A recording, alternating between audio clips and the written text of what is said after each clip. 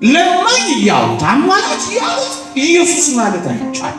ነቢይ እያሉት ኢየሱስ ክርስቶስን እናውቃለን ማለት አይቻልም። ላልነበሩት ቢገለጥ ምን ፋይዳ አለው ከማስደነቅ በቀር? የጌታችን ዓላማ ማዳን እንጂ ማስደነቅ እኮ አልነበረም ወገኖች። በጎ መስራት ብንፈልግ እንኳን በጎ ማድረግ እንዳንችል ኃጢአት ተጭኖን ነበር። ወደ ላይ ይወስደን ዘንድ ወደ ታች መጣን። ከቅዱሳን ጋር ይደምረን ዘንድ ከወንበዴዎች ጋር ተቆጠረልን። ምን ነበረው ጌታችን? ምንም የለኝም ብላችሁ አታኩርፉ። ምንም የለኝም ብላችሁ ጠንቋይ ቤት አትሂዱ። በበደላችን ምክንያት የሰውነታችን መጎስቆል ብቻ አይደለም፣ መኖሪያችንንም አጎሳቁለነው ነበር። ስለኛ ያልገባበት የለም፣ ስለኛ ያልቀመሰው የለም። እግር በእግር ተከትሎ ያልተቀበለልን ነገር የለም ወገኖች። በሰዋራ ስፍራ ተቀብሮ ቢሆን ኖሮ ይሙት አይሙት ይታወቅ ነበር። መታማትን ያጠፋ መተቸትን ከክርስትና ያራቀ ራሱ እግዚአብሔር ባወቀ አይደለምን?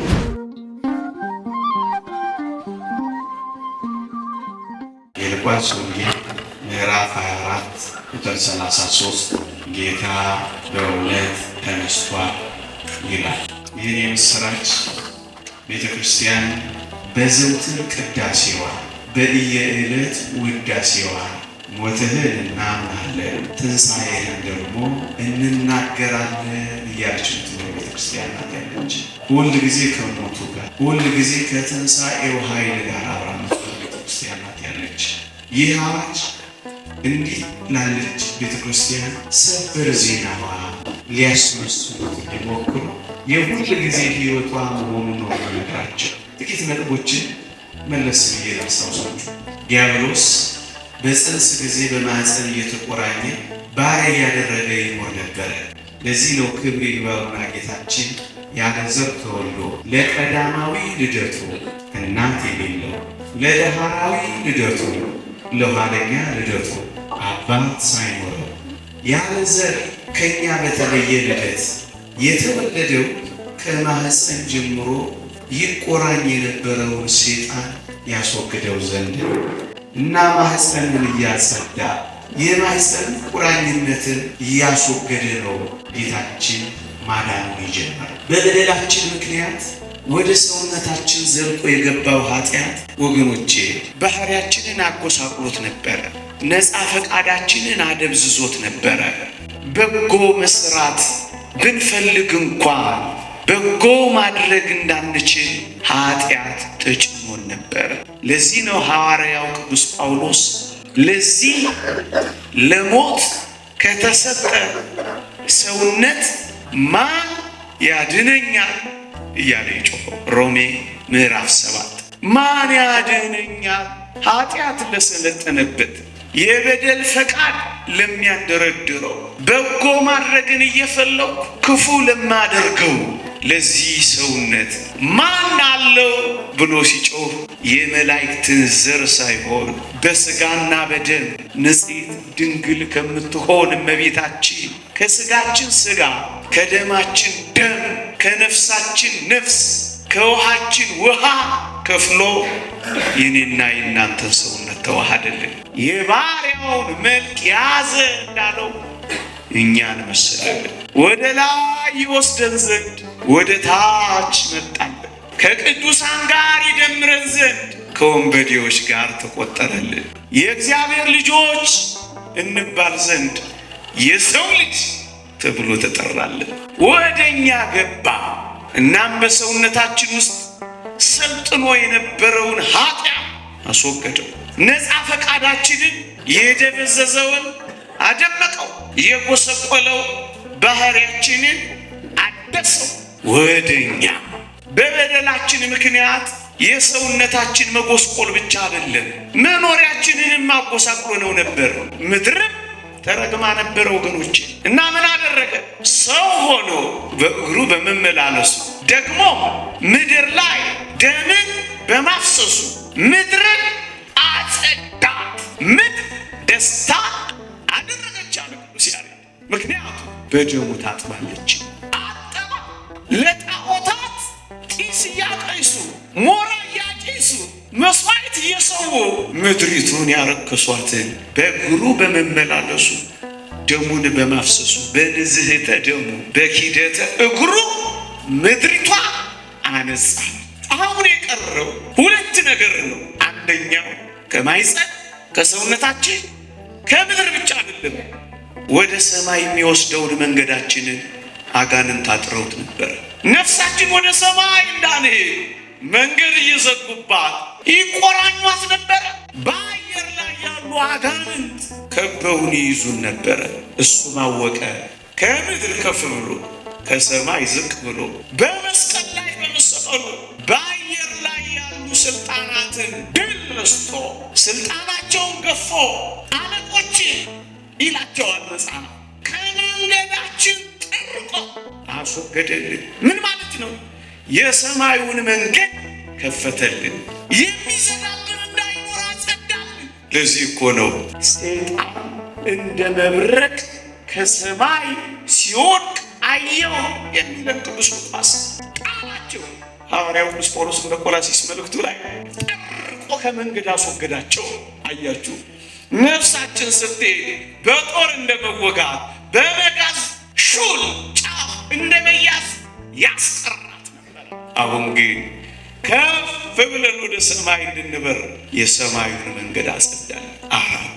አሁን የቀረው አንድ ቦታ ነበር። እሱስ ሲኦልና መቃብር ነበር። ስለኛ ያልገባበት የለም፣ ስለኛ ያልቀመሰው የለም። እግር በእግር ተከትሎን ያልተቀበለልን ነገር የለም ወገኖች። መቃብር እየተቆራኘ መቃብር የነካ እንኳን ርኩስ ነው እየተባለ ሬሳ መንካት መርከስ፣ መቃብር የአጋንንትና የርኩሳት መናፍስት መናኸሪያ ሆኖ ነበር። አንድ ሁለተኛስ አፈር መብላቱን መቃብርን መያዙን ማጥፋቱን ይዞ ቆይቶ ነበር። እናም ጌታችን አሁን የቀረው መቃብርና ሲኦል ነበር። ወደ መቃብር የሚገባው መቃብር ሆይ፣ ወደ ሲኦል የሚሄደው ሲኦል ሆይ ድል መንሳት የታለ ብለን እንድንፎክር አበቃ። ሞትን ያሸንፈው ዘንድ መሞት ብቻ አይደለም፣ መቃብርንም ድል ይነሳው ዘንድ ወደ መቃብር መውረድ ነበረበትና ወደ መቃብራችን ገባ። አንድ የቀረው ቦታ ማንጻት የነበረበት እሱ ነበር። እሱንም አነሳ፣ ሲኦልንም በዘበዘ። ምርኮን ማረክ፣ ሲኦልንም በዘበዘ፣ ወደ ላይ ማረክ የተባለው ይፈጸም ዘንድ የታሰሩትን ፈታቸው፣ የጨለመባቸውን አበራላቸው፣ በሁከት የሚኖሩትን በሰላም ውስጥ አሳለፋቸው። ሲኦል እጅ ሰጠች፣ መቃብርም ተሸነፈ። የአጋንንት መናኸሪያ የነበረውን መቃብር ምን አደረገው? የተጋዳዮች፣ የመናንያን፣ የመነኮሳት፣ የካህናት መኖሪያ እንኳን እስኪያደርጉት ድረስ መቃብራት ከአጋንንትና ከርኩሳት መናፍስት እነሱ። አሁን በዚህ ዘመን አስከሬን መንካት መርከስ አላደረገው። ስለን የምንሸኘው የምንከፍነው አደረገና ቀየረው። ሁሉንም አጸዳል፣ ድል ነሳል። መለኮት የተዋሃደው በመሆኑ ከሥጋው ጋር ወደ መቃብር ሄዶ መግነዝ ፍቱልኝ፣ መቃብር ክፈቱልኝ ሳይ መጥፋትን ጭምር አስወግዶ ተነሳለን። ምክንያቱም መለኮት ከሥጋ ጋር መለኮት ከነፍስ ጋር ያለ መከፈል ወደ ሲኦል ሄዶ የምስራችን ወደ መቃብር ሄዶ መፍረስ መበስበስን አጠፋለን። እስኪ ምሳሌ ልስጣችሁ። አንድ ፀሐይ አንድ ግንዲላ ዛፍ አስቀምጣችሁ ፀሐይ ሙሉ ለሙሉ ያረፈችበት ግንዲላ ለሁለት ብትቆርጡት ፀሐይ ወዴት ትከፈላለች? ወዴትም አትከፈልም። ፀሐይ ትከፈላለች። መለኮት ሳይከፈል ከሥጋ ጋር ወደ መቃብር ከነፍስ ጋር ወደ ሲኦል በመሄዱ ሞትና መቃብርን አሸነፈ። ወገኖቼ ክብር ይግባውና ጌታችን ስሙ ከፍ ከፍ ይበልና በአደባባይ እንኳን የተሰቀለው ለምን ይመስላችኋል? ሰው ሁሉ እያየው ምራቅ እየተፋበት እርቃኑን የተሰቀለው ሰው ሁሉ እያየው ለምን ይመስላችኋል? ለምን ሞቱን በሜዳ ወይም በሰዋራ ስፍራ ወይም በጓዳ ለምን ያላረገው ይመስላችኋል? ሞቱን ይውላችሁ ትንሣኤውን በአዋጅ የሚገልጥ በመሆኑ የሞተው ነው የተነሳው መባል ስላለበት በአደባባይ የሞተው ለትንሣኤው ምስክሮችና ማስረጃዎች ራሳቸው ገዳዮቹ እንዲሆኑ ነው። በድብቅ ሞቶ በሰዋራ ስፍራ ተቀብሮ ቢሆን ኖሮ ይሙት አይሙት የሚታወቅ ነበር። በአደባባይ እንኳን የተሰቀለው ለትንሣኤው ምስክርና ማስረጃ ሞቱን መቅደም በማድረጉ ነው። አንደኛ። ሁለተኛ እንዴት እንደሞተ የት እንደሞተ በምን ሁኔታ እንደሞተ ሳይታወቅ የሆነ ቦታ ሞቶ በድንገት ተገልጦ ተነሳው ቢል ማን ያምነው ነበር? ይታመን ነበር? እንኳን ሌሎቹ እኛ እንኳን እናምን ነበር። ሞጋጅ አይበዛብንም ነበር። ለዚህ እኮ ነው በድንገት ተገልጦ ተነስቻለሁ ሳይሆን የሞተው እሱ ራሱ መነሳቱን ያረጋገጠ። ሁለተኛ አቀባበሩን እንኳን ላስታውሳችሁ። የተቀበረው በወዳጆቹ በሐዋርያት እጅ እኮ አይደለም። ማን የቀበረው? አይደሉም? ምን ለምን መሰላችሁ? አቀባበሩን ከሐዋርያት እጅ ፈቀቅ ያደረገው ወዳጆቹ ቢቀብሩት ኖሮ ምን የሚል ሐሜት ሊወጣ ነበር መሰላችሁ?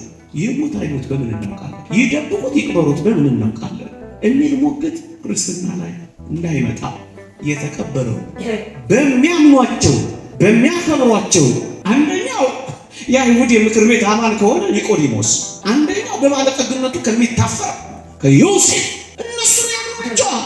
በሚያምኗቸው እጅ መቃብሩን ያደረገው ይደብቁት ይሙት አይሙት ይቅበሩት በምን እናውቃለን ብለው በማይክዷቸው ሰዎች ዘንድ ነው መቃብሩን ያደረገው። ለትንሣኤው አሁንም ጥርጥርና ስምም እንዳይኖር ነው። ደግሞስ በአዲስ መቃብር እኮ ነው ጌታችን የተቀበረው። እውነት አስብ። ለምን ይመስላችኋል? ክብር ይግባውና እሱ ባወቀ በአዲስ መቃብር ያደረገው። አይሁድ በመጽሐፈ ነገሥት የተጻፈውን ታሪክ ያውቃሉ። አደጋ ጣዮችና ሽብርተኞች በነቢዩ በኤልሳ መቃብር ላይ አንድ የሞተ ሰው ሲያስቀምጡ አፍፍ ብሎ ተነስቶ ነበር ሞቱ። ክብር ይግባውና ጌታችን ከአንዳንድ ሰዎች መቃብር መካከል ቢቀብሩት ኖሮ መች በራሱ ኃይልና ስልጣን ተነሳ፣ ይሄን የነቢዩን መቃብር ነብቶ ነው የተነሳው ብለው ያሙት ነበር። መታማትን ያጠፋ መተቸትን ከክርስትና ያራቀ ራሱ እግዚአብሔር ባወቀ አይደለምን? በአዲስ መቃብር እኮ የተቀበረው ለዛ ነው ወገኖች። ከሌሎች ጋር በጅምላ ተቀብሮ ቢሆን ኖሮ ዛሬ አንዳንዶችን በጅምላ እንደሚቀብሯቸው ከወንበዴዎቹ ጋር በጅምላ ተቀብሮስ ቢሆን ኖሮ ጥጦስ ይሁን ዳግርስ ይሁን ኢየሱስ ይሁን የተነሳው ባንዳጡ ነበረው። ለዚህ እኮ ነው በአዲስ መቃብር የተቀበረው። እጅግ የሚገርመው ነገር ግን ላስታውሳችሁ። ክብር ይግባውና ጌታችን በዚህ ምድር ሲኖር እንኳን መኖሪያ ቤት ወገኖቼ መቃብር እንኳን አልነበረው። በተውሶ መቃብር እኮ ነው የተቀበረው። ቤት የለንም ብላችሁ ስርቆት ለምትጀምሩ፣ ቤት የለንም ብላችሁ እሱን ለማሟላት ጌታችን እንኳን ቤት እንኳን አልነበረው። ለዋኖስና ለጨረባ ቤት የሰጠ አምላክ ቤት አልባ እኮ ነበር። አይክፋችሁ፣ ሆድ አይባሳችሁ። በጣም ክፉ ነገር የተደረገባችሁ እንዳይመስላችሁ። በተውሶ መቃብር ብቻ መቀበር እኮ አይደለም። በተውሶ ታንኳ ቆሞ አስተማረ። በተውሶ ቤት ምስጢረ ቁርባንን መሰረት። ደሙ ከጭንቅላቱ እየወረደ የሾህ አክሊሉ ወቅቶት ደሙ በዓይኖቹ ጎርፍ ሲወር ዓይኖቹን እየጋረደው መሬቷን እንኳን ማየት ሲያቅተው ቬሮኒካ የምትባል ሴትና ሻሽ እንኳን የሰጠችው በሱ እኮ ነው ያበሰው። በተውሶ ሻሽ ነው ፊቱን እንኳን ያበሰው። ምን ነበረው ጌታችን? ምንም የለኝም ብላችሁ አታኩርፉ። ምንም የለኝም ብላችሁ ጠንቋይ ቤት አትሄዱ። ምንም የለኝም ብላችሁ ጨሌ አትሰብስቡ። ምንም የለኝም ብላችሁ ባዕድ አምልኮ አትጀምሩ። ምንም የለኝም ብላችሁ አንዳንዶችን አታስጨንቁ። ምንም የለኝም ብላችሁ ሌላ ቤተ እምነት አትጉረፉ። አምላካችን እንኳን ምንም ነገር አልነበረው። በተውሶ መቃብር ነው የተቀበረው። ክብር ይግባውና ጌታችን እንደተቀበረ ወዲያውኑ የተነሳው ወይስ በመቃብር ጥቂት ቀን ቆየ? አይደለምን? ወዲያው ይነሳ ኖሮ ምን ይባል እንደነበር ታውቃላችሁ? ምን ይሉትና ምን ያሙት እንደነበር፣ ክርስትና ምን አይነት ሙግት ይቀርብብን እንደነበር ታውቃላችሁ? ወዲያው ቢነሳ መች ሞተ? ደም አዙሮት ቅጥቀጣውና መከራው ፌንት አድርጎት የሰጠው መራራ ሐሞትና ከርቤ አጥወልውሎት ፌንት አድርጎ እንጂ መች ሙሉ ለሙሉ ሞተ ባሉ ነበር። ሙሉ ለሙሉ መሞትን በእውነት እንደሞተ ለማጠየቅ እኮ ነው ወዲያው ያልተነሳው እንጂማ ምን ይሳነዋል? የኛ ጌታ 3 ቀን በመቃብር የቆየው ስለምን ይመስላችኋል? እሺ ወዲያው አይነሳ። የተነሳው ወገኖቼ አይሁድ ወይም እስራኤል 3 መዓልትና 3 ሌሊት ሲሆን በተለይ በአራተኛው ቀን መሽተት፣ መፍረስ፣ መበስበስ ይጀምራል። በምን ማረጋገጥ ይችላላችሁ? ባዛ 4 ቀን ሆኖታል ይሸታሃል። ይኸውላችሁ ለምን መሰላችሁ 3 ቀን መቆየት ያስፈልገው?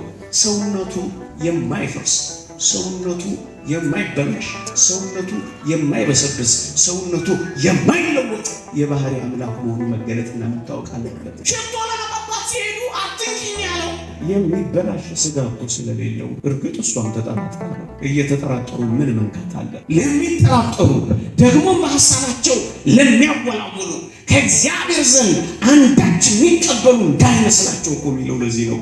እያወላወላችሁ አትንኩት እባካችሁ፣ እመኑና ንኩት። ከባህሪ አባቱ ከአብ ጋር እያሳነሱት ኢየሱስ ክርስቶስን መንካት አይቻልም። ፍጹም ተከለከለ። ለማኝ እያሉት አማላጅ እያሉት ኢየሱስ ማለት አይቻልም። ፍጡር ነው እያሉት ነቢይ እያሉት ኢየሱስ ክርስቶስን እናውቃለን ማለት አይቻልም። መንካት አይቻልም። ፈጽሞ መንካት የተከለከለ ነው። በተከፈለ ልብ መንካት የተከለከለ ነው። የልብሱን ጨርቅ ብነካ እድናለሁ፣ ይሄ ነው የሚፈቀደው። ያችን ሴት አታስታውሷትም? 12 ዓመት ሙሉ ደም የፈሰሳል። የልብሱን ጨርቅ ሰውነቱን አይደለም ጨርቁን ብነካ። አያችሁ፣ እምነት እኮ ማለት ይሄ ማለት ወዲያው ያልተነሳላችሁ እኮ ለዚህ ነው ወገኖቼ። እሺ በ3 ቀን ይገዛል። ለምን ግን 3 ወር ለምን አይቆይም በመቃብር? 30 ቀን ስለምን አይቆይም በመቃብር? 6 ወር ስለምን አይቆይም በመቃብር? 3 ዓመት ሞልቶት ቢነሳ ምን አለበት? ይሄም ጥሩ ጥያቄ ነው። ግን ምን ይሆናል መሰላችሁ? ሰው ከጊዜ ብዛት የተነሳ ያየውን ይጠራጠራል፣ የሆነውን ነገር ይዘነጋል። እውነት አሰብ አያችሁ፣ በጣም ብዙ ጊዜያ በመቃብር ቢቆይ ኖሮ ያዩ የሆነውን ነገር የተረዱት በጊዜ ዘመን ምክንያት ይጠራጠራሉ፣ ወይም ይረሳሉ፣ ወይም ይዘነጋሉ። ስለዚህ የሰቀሉት እያዩት ወዲያው መነሳት አለበት። ምክንያቱም እንዲያምኑት ነው የመጣው። ሁለተኛስ ላልነበሩት ቢገለጥ ምን ፋይዳ አለው ከማስደነቅ በቀር? የጌታችን ዓላማ ማዳን እንጂ ማስደነቅ እኮ አልነበረም ወገኖች። ስለዚህ የሰቀሉት እንዲያምኑ ለበዓል የተሰበሰበው ሰው ሳይበተን በእርግጥ የሞተው ጌታ በእውነት ተነስቷል የሚል የምስራች መስማት አለባቸው። ሁለተኛ ሶስተኛስ በሐዘን ደግሞ የሚቀጠቀጡ ወዳጆች አሉት የሉት? የተወደደች እናቱ እንዴት አዝና ይሆን ወገኖች? ምን ቃላት ይገልጠው ይሆን? ለቅሶዋን ምን ቅኔ ይበቃው ይሆን? ሐዘኗ ምን ቋንቋ ያብራራው ይሆን ወገኖች? የሐዘንና የመከራ ቋት ሆና ክርስቶስ ቶሎ ካልተነሳማ እስከ መቼ በዚህ የሐዘን ተቀጥቅጣ ትቆይበት? እናቱ ወዳጆቹስ በር ዘግተዋል ለክብር የከረሙት። ዓለም ደስ ሲለው እነሱ ሲያሟሹ አይደል የቆዩት? እንዳዘኑ ይቁሩ እንዴ እናንተ? ቶሎ ተነስቶ ትንሣኤውን ገልጦ በራቸውን ከፍቶ ሐዘናቸውን አርቆ ማስደሰት አለበት። ስለዚህ ጥቂት ጊዜ ብቻ ነው የተለያቸው ወገኖች። የመጽሐፍ ቅዱስ ምን ይላል መሰላችሁ? ጥቂት ጊዜ አለ አታዩኝም ምን ያላቸው። ብዙ ጊዜ ቢሆን ልባቸው እንደተንጠለጠለ ለምን በመከራ አይተዋቸው? እኛንም እኮ እንደዚህ ነው ኦርቶዶክሳውያን። ጥቂት ጊዜ ነው ዞር ቢል እንኳን ከፊታችን ረዥም እንዳይመስላችሁ። ለጥቂት ጊዜ ቢያስፈልግ በልዩ ልዩ ፈተና ትፈተናላችሁ ነው የሚለው። ኦርቶዶክሳውያን ብዙ መስሏችሁ ጀርባችሁን እንዳትሰጡ፣ ብዙ መስሏችሁ ጠንቋይ ቤት እንዳትወጡበት፣ ብዙ መስሏችሁ ሌሎች አዳራሽ እንዳትሄዱበት። ጥቂት ነው። 3 ቀን ነቷቸው። ልክ ነው። 3 ቀን ለቅሶ ሊኖር ይችላል። ለዘላለም ግን ደስታ ነው የሚሰጠን። ለጥቂት ጊዜ ተውሁሽ በታላቅ ምሕረት እሰበስብሻለሁ እኮ ነው የሚለው እግዚአብሔር በነቢዩ በኢሳይያስ። ጥቂት ጊዜ ነው የሚተዋቸው ወጣቶች። እሱ መጽናታችን የሚፈተንበት፣ እምነታችን የሚለካበት፣ ክብራችን የሚገለጥበት ነው እንጂ የሆነው ጭራሽ ይተውናል። ጥቂት ጊዜ አይዟችሁ። 3 ደቂቃ እንኳን 3 ዓመት ነው እንደ ሰዓት ውስጥ የቆዩት ነው። 3 ሰዓት ነው እንደ ሰዓት ውስጥ የቆዩት። በጣም ጥቂት። እሳቱ ከማቃጠሉ ቅጽበት በላይ የመልአኩ ማዳን ፈጣን የሆነለት እግዚአብሔር ጥቂት ጊዜ ነው እሳት ውስጥ የሚተው። መንቻካ ፈተና የለውም እግዚአብሔር። ምድር ላይ መዝራትና ማጨድ፣ በጋና ክረምት፣ ሌሊትና ቀን ይፈራረቃል። አንዳንዴ ጤናማ አንዳንዴ በሽተኛ ልንሆን እንችላለን። ጥቂት ጊዜ ከዛስ በኋላ ጥቂት ጊዜ አላታዩኝም ካለ በኋላ ጥቂት ጊዜ ደግሞ አላታዩኛላችሁ ከዛስ እንደገና ያችኋለሁ ይላል።